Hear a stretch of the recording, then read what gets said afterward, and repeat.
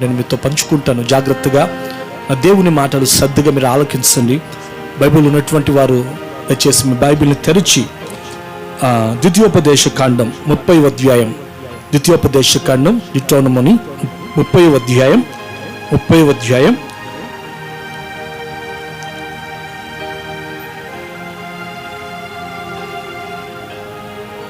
నుంచి 5 వరకు, 1 నుంచి 5 వరకు నేను చదువుతాను, మీరు జాగ్రత్తగా ఆలకించారు. నేను నీకు వినిపించిన ఈ సంగతులన్నీ అనగా దీవెనయు శాపమును నీ మీదికి వచ్చిన తర్వాత నీ దేవుడైన యెహోవా నిన్ను వెళ్ళగొట్టించిన సమస్త జనముల మధ్యను వాటిని జ్ఞాపకము చేసుకొని నీ దేవుడైన యెహోవా వైపు తిరిగి నేడు నేను నీకు ఆజ్ఞాపించిన సమస్తమును బట్టి నీ పూర్ణ హృదయముతోను నీ పూర్ణ ఆత్మతోను ఆయన మాట వినిన ఎడల నీ దేవుడైన యెహోవా చెరలోని మిమ్మును తిరిగి మరలా రప్పించును. ఆయన మిమ్మును కరుణించి నీ దేవుడైన యెహోవా నీ ప్రజలలోనికి మిమ్మును ఏ ప్రజలలోనికి మిమ్మును చెదరగొట్టెనో వారిలో నుండి మిమ్మల్ని సమకూర్చి రప్పించును. నీ పితరులకు స్వాధీనపరిచిన దేశమును నీ దేవుడైన యెహోవా నిన్ను చేర్చును. చూడండి, ఇక్కడ మనం చదువుకున్నటువంటి ఒక వాక్య భాగములో మనం గమనిస్తే ఈ మాటలు దేవుడు, సాక్షాత్తు సర్వశక్తి కలిగినటువంటి దేవుడు దైవజనుడైనటువంటి మోషే ద్వారా తన ప్రజలతో చెప్తున్నటువంటి మాటలు. ఇప్పుడు మనం చదువుకున్న ఈ యొక్క వాక్య భాగములో మనం గమనిస్తే ఏం చెప్తున్నాడు దేవుడు తన ప్రజలైనటువంటి ఇశ్రాయేలులతో ఈ మోషే ద్వారా ఏం మాట్లాడుతున్నాడు అనంటే, దేవుడు తన ప్రజలైనటువంటి ఇశ్రాయేలులకి ఒక దేశాన్ని ఇచ్చాడు. అది ఎలాంటి దేశము అనంటే పాలు తేనెలు ప్రవహించేటువంటి దేశం. సంవత్సరాది మొదలుకొని సంవత్సరాంతం వరకు మన దేవుడైన యెహోవా కన్నులు ఆ దేశం మీద ఎల్లప్పుడూ నిలిచి ఉంటది అని కూడా వాక్యములో వ్రాయబడి ఉంది. కొండలు లోయలు కలిగినటువంటి దేశం. ఆ దేశాన్ని వారికి దేవుడు అనుగ్రహించాడు. వారు కట్టని ఇళ్లలో వారిని దేవుడు నివసింప చేశాడు. వారు త్రవ్వనటువంటి బావులలో ఉన్న నీళ్లను వారు త్రాగేటట్లు చేశాడు. వారు నాటని చెట్ల ఫలములను వారు అనుభవించేటట్లు దేవుడు వారిని నడిపించాడు ఆ దేశానికి. చూడండి, అయితే దేవుడు వారితో ఏం చెప్తున్నాడు అనంటే, ఇదిగో ఇశ్రాయేలులారా, నేను మిమ్మును ఈ మిక్కిలి మంచి దేశమైన ఈ కనాను దేశానికి, ఐగుప్తు యొక్క చెరలో నుంచి మిమ్మల్ని విడిపించి ఈ మంచి దేశానికి నేను మిమ్మల్ని నడిపించాను. అయితే ఈ దేశములో మీరు నివసిస్తున్నప్పుడు నా యొక్క కనికరములు, నా యొక్క దయ మీ మీదను మీ పిల్లల మీదను నిలిచి ఉండాలి అనంటే మీరేం చేయాలంటే, ప్రభు చెప్తున్నాడు, నేను నీకు ఆజ్ఞాపించినటువంటి ఆజ్ఞలన్నిటినీ గైకొనాలి. మీరు పొరపాటున కూడా వేరే అన్య దేవతల వైపు తిరగకూడదు. ఒకవేళ నా ఆజ్ఞలను మీరు గైకొనకుండా, నా ఎడల కృతజ్ఞత లేకుండా వేరొక అన్య దేవతల వైపు మీరు తిరిగిన ఎడల, ప్రభు చెప్తున్నాడు ఏమన్నట్టే, నిశ్చయముగా ఏ మాత్రము కూడా కనికరం అనేది లేకుండా ఈ దేశములో నుండి నేను మిమ్మల్ని ఏం చేస్తానంటే వెళ్ళగొడతాను. నేను వెళ్ళగొడతాను మిమ్మల్ని. మిమ్మల్ని ఏం చేస్తానంటే శత్రువు యొక్క చెరకి నేను మిమ్మల్ని అప్పజెప్తాను అని ప్రభు చెప్తూ మరలా ఆయన అంటున్న మాట ఏంటంటే, ఇప్పుడు ఇందాక మనం చదువుకున్న వాక్య భాగంలో ఆయన ఏమంటున్నాడంటే, ఇదిగో నేను మిమ్మల్ని వెళ్ళగొట్టినప్పుడు మీరు నన్ను మరచి విగ్రహారాధన వైపు తిరిగినప్పుడు, నా ఆజ్ఞలని గైకొనకుండా వాటిని అనుసరించకుండా తిరిగినప్పుడు, నేను మిమ్మల్ని వెళ్ళగొట్టినప్పుడు, నేను మిమ్మల్ని శత్రువు యొక్క చెరకి మిమ్మల్ని అప్పగించినప్పుడు, మీరు మరలా శత్రువు చెరలో ఉన్నటువంటి మీరు ఇరుకులను, ఇబ్బందులను, కష్టాలని అనుభవిస్తున్నటువంటి మీరు మరలా నన్ను జ్ఞాపకము చేసుకొని నీ కష్టాల కడగండ్లలో మీరు నాకు మొరపెట్టి, మీరు చేసినటువంటి అతిక్రమములను బట్టి మీరు పశ్చాత్తాపపడి మీ పూర్ణ మనస్సుతో, మీ పూర్ణ హృదయముతో మీరు నా వైపు తిరిగిన ఎడలా, ప్రభు చెప్తున్నాడు ఏమన్నట్టే, నిశ్చయముగా నేను ఎవరిని అనంటే కనికరము కలిగినటువంటి దేవుణ్ణి కాబట్టి నేను మీ యందు జాలిపడి మిమ్మల్ని కనికరించి నేను మిమ్మల్ని ఏం చేస్తానంటే మరలా శత్రు చెరలో నుంచి మిమ్మల్ని విడిపించి ఈ దేశానికి నేను మిమ్మల్ని తీసుకొని వస్తాను. తీసుకొని రావడం మాత్రమే కాదు గాని ప్రభు చెప్తున్నాడు ఏమన్నట్టే, మీ జీవితములో మీరు ఏమైతే పోగొట్టుకున్నారో, మీ జీవితములో మీరు ఏమైతే పోగొట్టుకున్నారో వాటన్నిటినీ కూడా నేను మరలా మీ యొద్దకు సమకూరుస్తాను, మరలా నేను మీ యొద్దకు రప్పిస్తాను అని చెప్పి ప్రభు వారితో అంటున్నట్లు లేఖన భాగాల్లో మనం చూస్తున్నాం. చూడండి, ఇంగ్లీష్లో కూడా ఏమనుందంటే, then the Lord your God will restore your fortunes. మీరు మరలా దేవుని వైపు తిరిగినప్పుడు మీ దేవుడు మీ చేయి విడిచిపెట్టకుండా, ఆయన కనికరం కలిగినటువంటి దేవుడు కాబట్టి ఈ దేశానికి మరలా మిమ్మల్ని తోడుకొని వచ్చి మీరు పోగొట్టుకున్నటువంటి వాటన్నిటినీ కూడా ఆయన మీకు మరలా అనుగ్రహిస్తాడు అని మోషే ఇశ్రాయేలుతో చెప్తున్నట్లు చూస్తున్నామండి. ఇక్కడ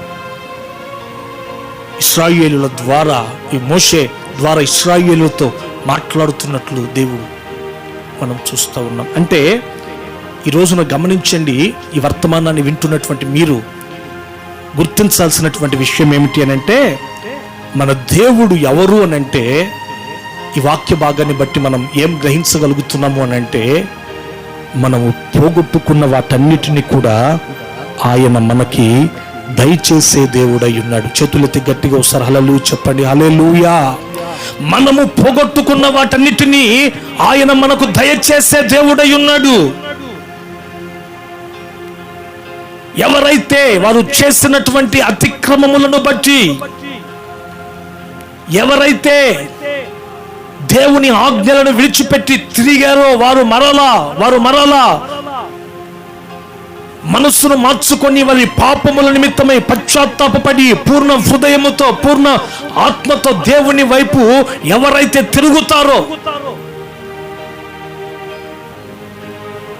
వారి జీవితములో ఆయన ఏం చేస్తాడంటే, వారు పోగొట్టుకున్న వాటన్నిటినీ కూడా వారికి అనుగ్రహిస్తాడట. ఈ వాక్యంలో వ్రాయబడి ఉన్న మాటలలో ఉన్న ఆంతర్యము అది.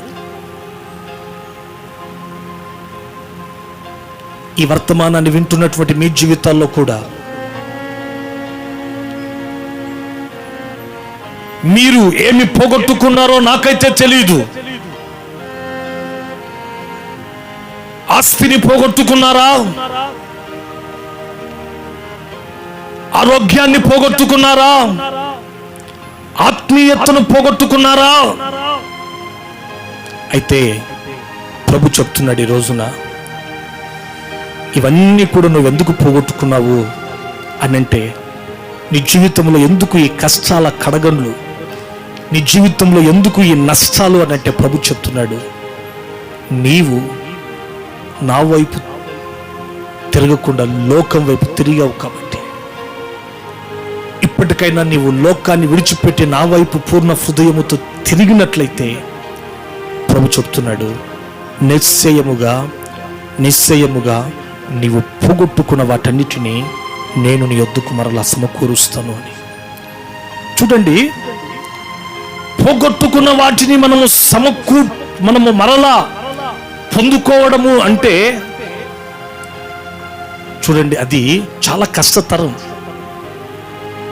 ఎంతో టాలెంట్ ఉంటే తప్ప మనం పోగొట్టుకున్న వాటిని పొందుకోలేం. ఇంకా టాలెంట్ మాత్రమే కాదు కానీ దానికి ఎంతో సమయం కూడా పడుతుంది. బట్ ప్రభు చెప్తున్నాడు, ఏ టాలెంట్ నీకు లేదా? ఎంతో సమయం పడుతుందని చెప్పి నువ్వు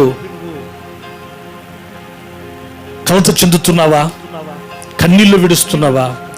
నాకు అసాధ్యమైంది ఏది లేదు. నీవు నా వైపు తిరగగా నిన్నట్లయితే నిశ్చయముగా నీవు పోగొట్టుకున్న వాటన్నిటినీ నేను నీ యొద్దకు సమకూరుస్తాను. పోగొట్టుకున్న వాటిని అన్నిటినీ దేవుడు మనకిస్తే, మనం దేవుని వైపు తిరిగినప్పుడు పోగొట్టుకున్న వాటన్నిటినీ మనం దేవుని ద్వారా పొందుకుంటే, దాని ద్వారా ఆ పోగొట్టుకున్న వాటిని పొందుకున్నట ద్వారా కలిగేటువంటి అనుభూతి ఎలా ఉంటుందండి? చెప్తాను కొన్ని మాటలు, మీరు వినండి శ్రద్ధగా. బైబిల్లో మనం చూస్తే లూకా సువార్తలో మనం చదవగలిగినట్లయితే, ఆ లూకా సువార్తలో అది ఏ అధ్యాయం అంటే 15వ అధ్యాయంలో మీరు గమనిస్తే అక్కడ ముగ్గురు వ్యక్తులు మనకు కనబడతారు. ముగ్గురు వ్యక్తులు. మొదటిగా మనం అక్కడ ఎవరిని చూస్తామంటే 3వ వాక్యములో ఒక కాపరిని మనం చూస్తాం. ఆ తర్వాత రెండవదిగా మనము ఎవరిని గమనిస్తామంటే 8వ వాక్యంలోకి వస్తే ఒక స్త్రీ మనకు కనబడుతుంది. ఆ తర్వాత మూడవదిగా మనం గమనిస్తే 11వ వాక్యానికి వస్తే ఒక తండ్రి మనకు కనబడతాడు. ముగ్గురు వ్యక్తులు. ఒకరు వచ్చి గొర్రెలు కాచుకునేటువంటి ఒక షెపర్డ్, ఒక కాపరి. రెండవదిగా మనం గమనిస్తే ఒక స్త్రీ. మూడవదిగా మనం చూస్తే ఒక తండ్రి మనకు కనబడుతున్నాడు అక్కడ. ఈ ముగ్గురి అనుభవాలలో మనం గమనిస్తే చూడండి, ఈ ముగ్గురు కూడా పోగొట్టుకున్నారటండి. ముగ్గురు పోగొట్టుకున్నారట. కాపరి ఏం పోగొట్టుకున్నాడు అని అంటే, వాక్యం ఏమని చెప్తుందంటే, తనకి 99 గొర్రెలు ఉన్నాయి, 100 గొర్రెలు ఉన్నాయి. వాటిలో ఒక్క గొర్రె పోయింది. ఆ తర్వాత రెండవదిగా మనం చూస్తే స్త్రీ మనకు కనబడుతుంది. ఆ స్త్రీ ఏం పోగొట్టుకుంది అని అంటే, ఆమెకి వెండి నాణ్యములు ఉన్నాయి. ఎన్ని అనంటే 10. అంటే ఆ 10లో ఒకటి పోగొట్టుకుంది. మూడవదిగా మనం గమనిస్తే ఒక తండ్రి మనకు కనబడుతున్నాడు. ఆయన ఎవరిని పోగొట్టుకున్నాడంటే, తనకిద్దరు పిల్లలైతే ఒక కుమారుణ్ణి పోగొట్టుకున్నాడు. గమనించండి, ఈ కాపరి వచ్చి ఎంత % పోగొట్టుకున్నాడు అని అంటే 100% అండి. ఆ తర్వాత ఈ స్త్రీ వచ్చి 100% పోగొట్టుకుంది. ఆ తర్వాత ఈ తండ్రి వచ్చి 50% పోగొట్టుకున్నాడు. ఇంకా నేను మీకు చెప్పాలంటే ఈ అధ్యాయములో ఈ ముగ్గురు కూడా ఒక్కొక్కరు ఒక్కొక్క స్టేటస్ లో ఉంటున్నారు. ఒకతను వచ్చి కాపరి, ఒక సహోదరు వచ్చి వెండి నాణ్యములు కలిగి ఉంది. ఇంకొక ఆ తండ్రి వచ్చి కుమారులను కలిగి ఉన్నాడు. అంటే దీని అర్థం ఏమిటి అని అంటే, ఎవరైనా పోగొట్టుకుంటారు, ఎవరైనా పోగొట్టుకుంటారండి. చూడండి, ఇక్కడ కాపరి పోగొట్టుకున్నాడు, తర్వాత స్త్రీ పోగొట్టుకుంది, తర్వాత తండ్రి పోగొట్టుకున్నాడు. కుమారుణ్ణి. వీళ్ళు పోగొట్టుకుంది కూడా ఒక్కొక్కరు ఒక్కొక్క పర్సన్. అంటే ఎంతైనా పోగొట్టుకుంటారు. ఈ రోజున ఈ వర్తమానాన్ని వింటున్నటువంటి మీ దైనందిక జీవితాల్లో కూడా మీరు గమనించండి.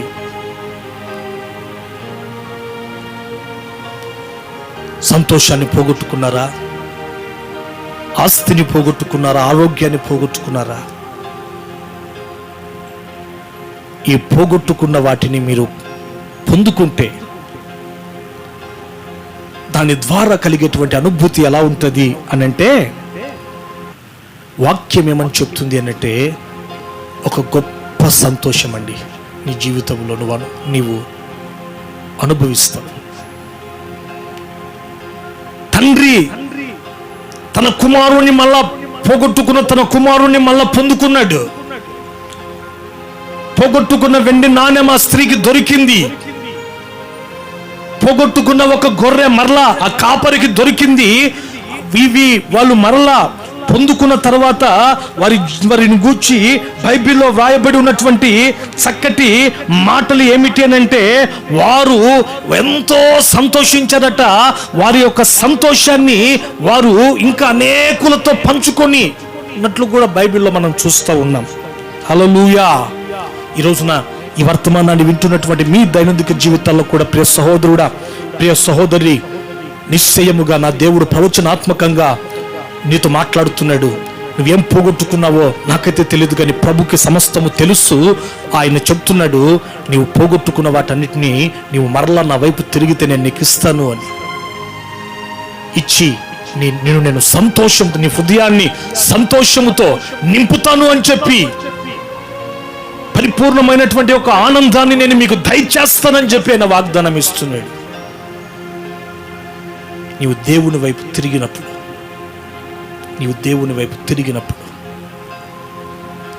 ఈరోజు నాకు చూడండి, ప్రాముఖ్యంగా వేటిని ఆయన మనకి దయచేస్తాడు, పోగొట్టుకున్న వేటిని ఆయన మనకు దయచేస్తాడు. ఒక 3 విషయాలు నేను మీతో పంచుకుంటాను. క్లుప్తంగా త్వరగా ముగిచ్చేస్తాను, ఎక్కువసేపు కాకుండా. ఈరోజు నా యొక్క సబ్జెక్ట్ యొక్క టైటిల్ ఏంటంటే, ది లార్డ్ షాల్ రెస్టోర్.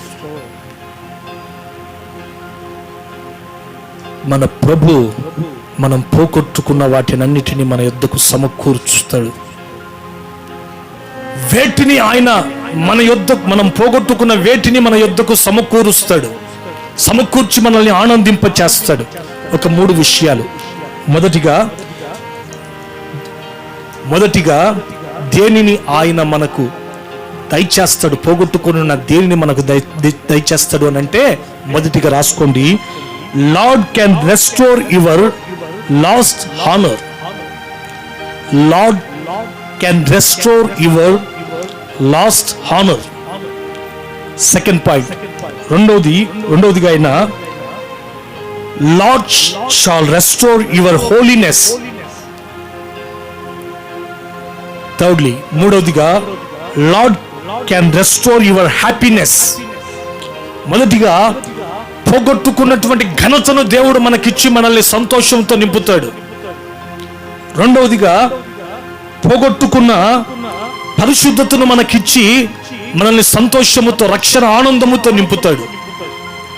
మూడవదిగా పోగొట్టుకున్న రక్షణ ఆనందాన్ని దేవుడు మనకు దయచేసి ఆయన మనల్ని ఆత్మలో ఆనందింప చేస్తాడండి. ఒక్కొక్కటిగా నేను మీతో మీకు వివరిస్తాను. మొదటిగా యెషయా ప్రవచన గ్రంథం 61వ అధ్యాయం 7వ వాక్య భాగంలో రాయబడి ఉన్న మాటను నేను చదువుతాను. మీ అవమానమునకు ప్రతిగా రెట్టింపు ఘనతను మీరు నొందుతారు, నిందకు ప్రతిగా రెట్టింపు భాగమును మీరు కర్తలగుతారు. చూడండి, ఇప్పుడు చదువుకునే ఒక వాక్య భాగంలో మనం గమనిస్తే యెషయా ప్రవచన గ్రంథములో రాయబడి ఉన్న మాట ఏంటంటే, మీ అవమానమునకు ప్రతిగా. ఎన్నో అవమానాలు మీరు పొందుతున్నారు, దాని ద్వారా తల ఎత్తుకొని సమాజంలో బతకలేకపోతున్నారు. అయితే ప్రభు చెప్తున్నాడు ఏమన్నట్టే, తన ప్రజలైనటువంటి ఇశ్రాయేలులతో, మీ అవమానములకు ప్రతిగా ఇంతవరకు మీరు పడ్డారే, ఈ అవమానములకు ప్రతిగా నేను మీకు రెట్టింపు ఘనతను మీరు పోగొట్టుకున్న ఆ రెట్టింపు ఘనతను నేను మీకు ఇస్తాను అని ఇశ్రాయేలులతో అక్కడ యెషయా ప్రవక్త ద్వారా చెప్తున్నాడు. ఈ రోజున చూడండి, ఈ వర్తమానాన్ని వింటున్నటువంటి నీ జీవితంతో కూడా ప్రభు చెప్తున్న మాట ఏంటో తెలుసా? మన జీవితాలతో కూడా ప్రభు అంటున్నాడు ఏమన్నా అంటే, ఇదిగో నీ అవమానమునకు ప్రతిగా రెట్టింపు ఘనతను నేను మీకు ఇస్తాను అని. చూడండి, ఈ లోకములో ఉన్న ప్రతి మనిషి నేటి దినాన ఏం కోరుకుంటాడంటే ఘనతను కోరుకుంటాడు. ఎవడు కూడా అవమానాలు, ఎవరు కూడా ఘనహీనంగా బ్రతకాలని ఆశపడడండి. ప్రతి ఒక్కరు ఘనతను కోరుకుంటాడు. చూడండి, కొన్ని మాటలు నేను చెప్తాను, మనసు పెట్టి దేవుని మాటలు మీరు ఆలకించండి.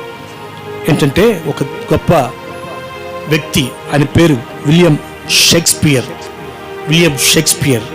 ఆయన ఏమంటాడంటే, చక్కటి మాట అంటాడు, my honour is my life, both grow in one. Anyone can take my honour from me. My life is no అంటాడు. విలియం షేక్స్పియర్ అంటున్న మాట ఏంటంటే, నా ఘనత అనేది అలాగనే నా జీవితం రెండు ఒకటి కలిసి ఉంటున్నాయి. ఎవరైనా నా యొద్దకు వచ్చి నా ఘనతను తీసుకొని వెళ్ళిపోతే, ఆ విలియం షేక్స్పియర్ ఏమంటున్నాడంటే, ఆ బ్రతుకే నాకొద్దు అంటున్నాడండి. అంటే ప్రతి ఒక్కరూ కూడా ఈ లోకములో ఘనంగా బ్రతకాలని ఆశపడతారు. ఇంకా చెప్పుకుంటూ వెళ్ళాలంటే, అపోస్తలుడైనటువంటి పౌలు గారు కూడా మొదటి కొరింథీయులకు రాసినటువంటి పత్రికలో 9వ అధ్యాయములో 15వ వాక్య భాగంలో మీరు చదివితే చూడండి, అక్కడ ఈ మాటలు ఉంటాయి. ఏమన్నంటే, ఎవడైనను నా అతిశయమును నిరర్ధకము చేయుట కంటే నాకు మరణమే మేలు అంటాడు. చూడండి, పౌలు అంటున్నాడు, ఎవరైనను నా అతిశయమును నిరర్ధకము చేస్తే, అంటే నా ఘనతను ఎవరైనను నా యొద్ద నుండి తీసేసుకుంటే దానికంటే మరణమే నాకు మేలు అంటున్నాడండి పౌలు. అంటే లోకములో ప్రతి మనిషి ఘనతను కోరుకుంటూ ఉంటాడు, ఘనంగా బ్రతకాలనుకుంటుంటాడు. చూడండి, నేను కొన్ని పుస్తకాలు చదువుతుంటాను.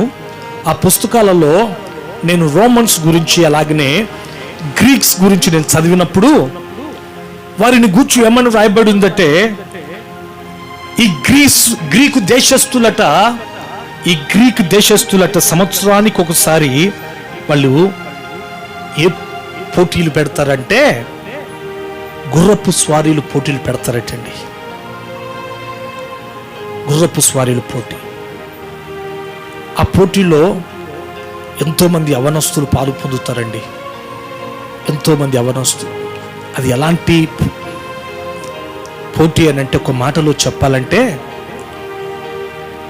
ఏదో ఒక గ్రౌండ్లో గుర్రపు స్వారులు అంటే సరే అనుకోవచ్చు, కానీ టర్నింగ్స్ ఉంటాయి, ఎన్నో మలుపులు ఉంటాయండి, మలుపులు ఉంటాయి. ఈ మలుపు తిరిగేటప్పుడు ఒక రథం చక్రము ఇంకొక రథానికి తగిలిందనుకోండి, ఆ వేగంతో వాళ్ళు ఆ గుర్రాన్ని స్వారీ చేస్తున్నప్పుడు, ఆ రథాన్ని స్వారీ చేస్తున్నప్పుడు రథ చక్రాలు ఊడిపోయి పడిపోతాయి. తద్వారా ఎంతో మంది ప్రాణాలు కూడా పోగొట్టుకున్నారండి. అయినప్పటికీ ప్రతి సంవత్సరం ఆ గుర్రపు స్వారీలు జరుగుతాయి ఆ గ్రీకు దేశంలో.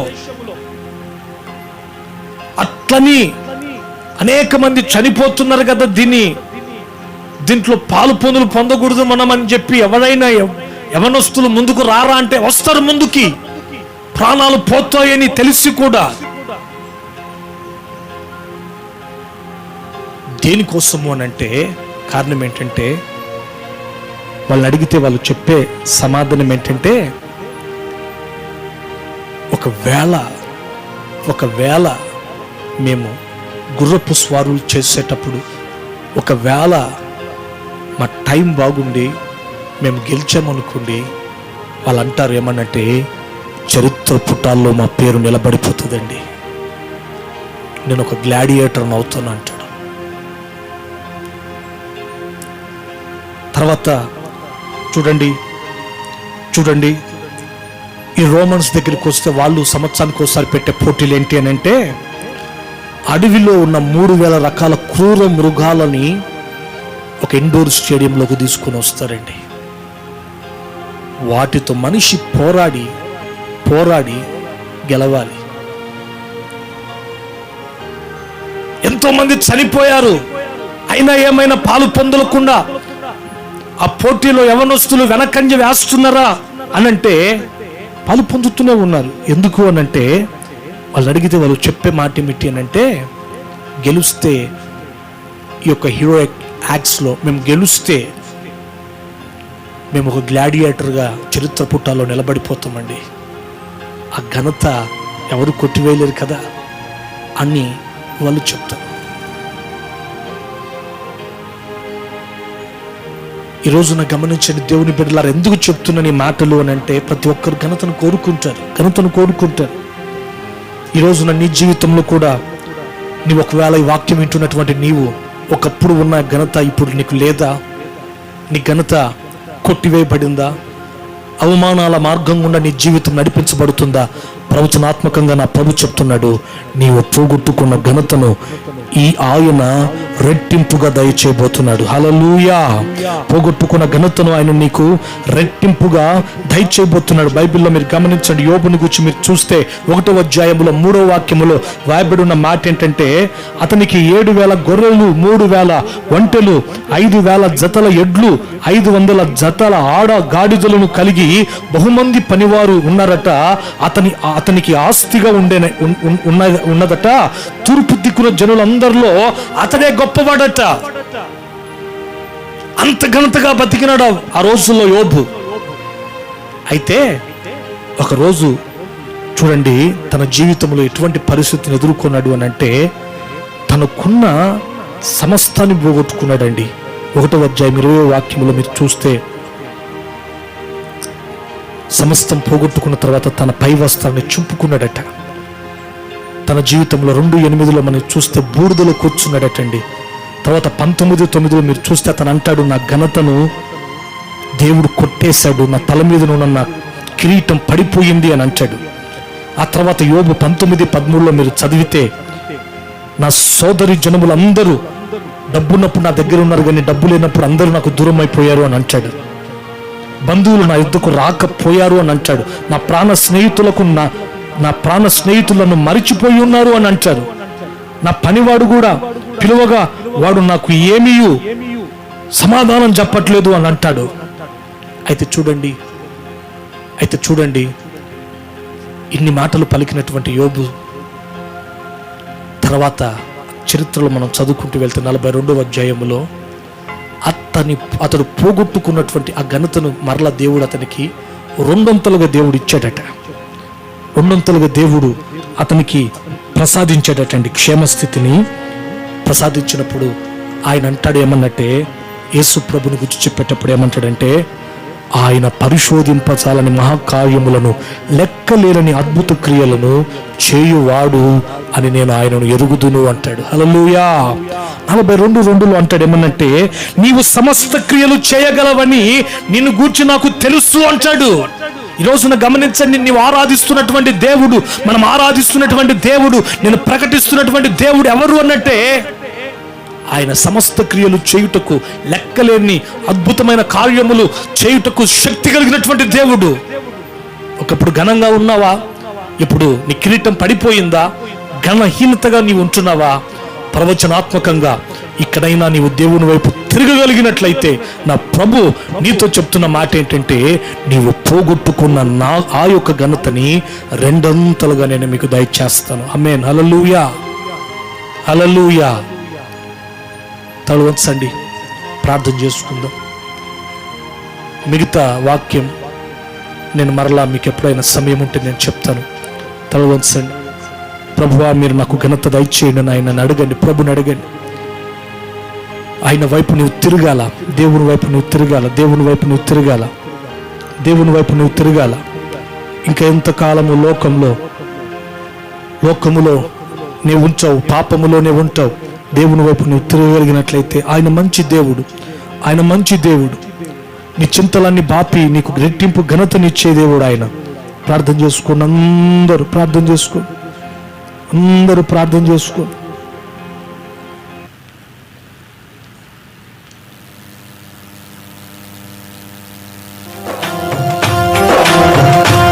ప్రార్థన చేసుకుని అయ్యా ఘనత నీవు నాయన, నా చింతలన్నిటినీ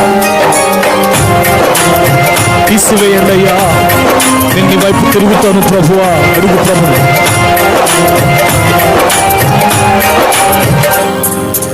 ఎంత మంచి దేవుడవయ్యా, ఎంత మంచి దేవుడవేసయ్యా, నా చింతలన్నీ తీరేనయ్యా నిన్ను చేరగా. ఎంత మంచి దేవుడవేసయ్యా. అందరూ కలిసి చింతలన్నీ తీరేనయ్యా నిన్ను చేరగా. ఎంత మంచి దేవుడవేసయ్యా, ఎంత మంచి దేవుడవయ్యా, ఎంత మంచి దేవుడవేసయ్యా. చింతలన్నీ తీరే, చింతలన్నీ తీరుస్తాడు ఆయన. ఎంత మంచి దేవుడవేసయ్యా, ఘనతనిస్తాడు ఆయన. చింతలన్నీ తీరేనయ్యా నిన్ను చేరగా. ఎంత మంచి దేవుడవేసయ్యా. నాకున్న వారందరూ నన్ను విడచిపోయినను. నీకున్న వారే నిన్ను విడిచిపోయారా? నాకున్న వారందరూ నన్ను విడచిపోయిన, నా దేవా ఎప్పుడైనా నన్ను విడచితివా? నన్ను విడువలేదు యేసయ్యా. నిన్ను విడవడు దేవుడు. నా దేవా ఎప్పుడైనా నన్ను విడచితివా? నన్ను విడువలేదు యేసయ్యా. గట్టిగా ఎంత మంచి దేవుడవయ్యా, ఎంత మంచి దేవుడవేసయ్యా. చింతలన్నీ తీరేనయ్యా నువ్వు చేరగా. ఎంత మంచి దేవుడవేసయ్యా.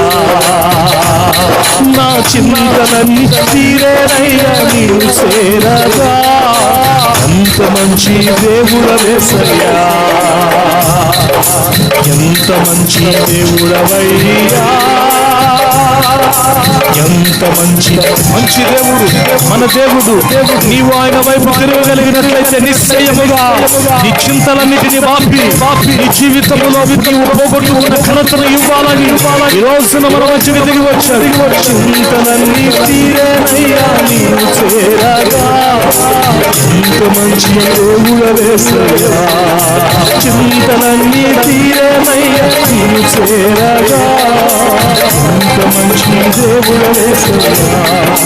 చింతలన్నీ తీరేనయ్యా నీవు చేరగా. ఎంత మంచి దేవుడవేసయ్యా.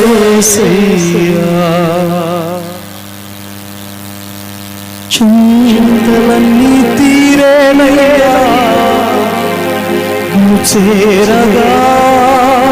దేవుని దగ్గరికి లోపడున్న ప్రజలలో మెల్ల తన రెండు చేతులు చాపి పిలుస్తూ ఉన్నాయి. కష్టాల కడగలలో ఉన్నావా? నీ జీవితంలో సమస్తాన్ని పోగొట్టుకున్నావా? ఇదిగో ఇదిగో ఆయన నిన్ను పిలుస్తున్నాడు. యేసు నిన్ను పిలచుచుండే ఆలస్యము నీవు చేయకు. సహోదరుడా, పిలుస్తున్నాడు ఆయన. ఇకనైనా నీవు దేవుని వైపు తిరగగలిగినట్లయితే నిశ్చయముగా నిశ్చయముగా నా దేవుడు నీవు ఏమైతే పోగొట్టుకున్నావో ఐ విల్ రెస్టోర్ యు. నేను నీ యొద్దకు పోగొట్టుకున్న వాటన్నిటిని సమకూరుస్తాను, ఘనతనిస్తాను. పోగొట్టుకున్న ఘనతను నేను నీకు మరలా దయచేస్తాను. అందరూ యేసు నిన్ను పిలచుచుండే ఆలస్యము నీవు చేయకు. సిలువలో వేలాడే నీ కొరకే, సిలువలో వేలాడే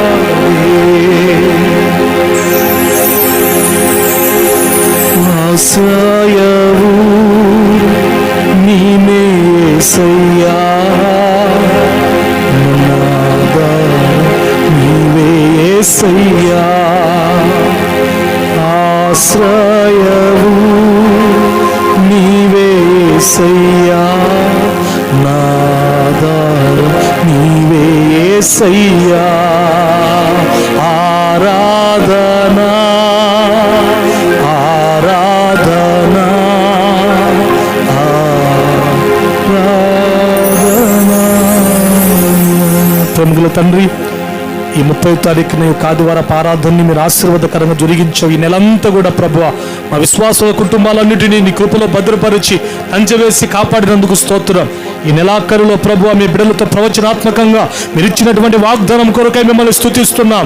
ఈ కరోనా మూలముగా ప్రభువా ఎవరెవరైతే ఏమైతే పోగొట్టుకున్నారో, ఆరోగ్యాన్ని పోగొట్టుకున్నారో ప్రభువా, ఆస్తిని పోగొట్టుకున్నారా నాయన, ఆత్మీయతను పోగొట్టుకున్నారా ప్రభువా, యేసయ్యా ఏమైతే పోగొట్టుకున్నారో వాటన్నిటిని నేను మీకు ఇచ్చి మిమ్మల్ని సంతోషముతో నింపుతానని మీరు వాగ్దానం చేశారు. ఈ వాగ్దానాన్ని ప్రతి కుటుంబం పట్ల మీరు నెరవేర్చండి నాయన. ఇకనైనా ప్రభువా తండ్రి మీ వైపు తిరిగేటట్లు ప్రతి ఒక్కరి జీవితంలో ఒక గొప్ప మార్పును మీరు తీసుకురండి. ఆరాధనంతటిని దీవెనకరంగా జరిగించినందుకై స్తుతిస్తూ యేసు నామమున అడిగి వేడుకొంచున్నాం తండ్రి, ఆమేన్, ఆమేన్.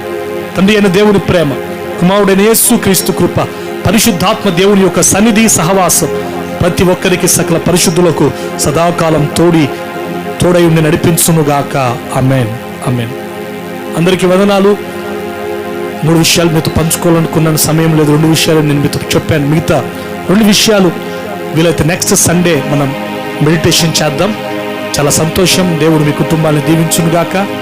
ఆరాధనలు ఎప్పుడు ప్రారంభమవుతాయని ఆ విషయాలు తర్వాత నేను మీకు వాట్సాప్ ద్వారా లేకపోతే ఫోన్ చేసి మీకు తెలియజేస్తాను. దయచేసి గమనించండి. రోజులు బాగలేవు కాబట్టి ఎక్కడికి వెళ్ళినా కూడా మాస్కులు వేసుకోండి, శానిటైజర్స్ యూజ్ చేయండి. ఇంకా పరిస్థితులు చక్కబడలేదు కాబట్టి జాగ్రత్తగా ఉండండి. మా కుటుంబాల కోసం కూడా మీరు ప్రార్థన చేయండి. మీ కుటుంబాల కోసం మేము ప్రార్థన చేస్తున్నాం. ఆ దేవుడు మీ కుటుంబాలను నిండుగా దీవించునుగాక. హల్లెలూయా.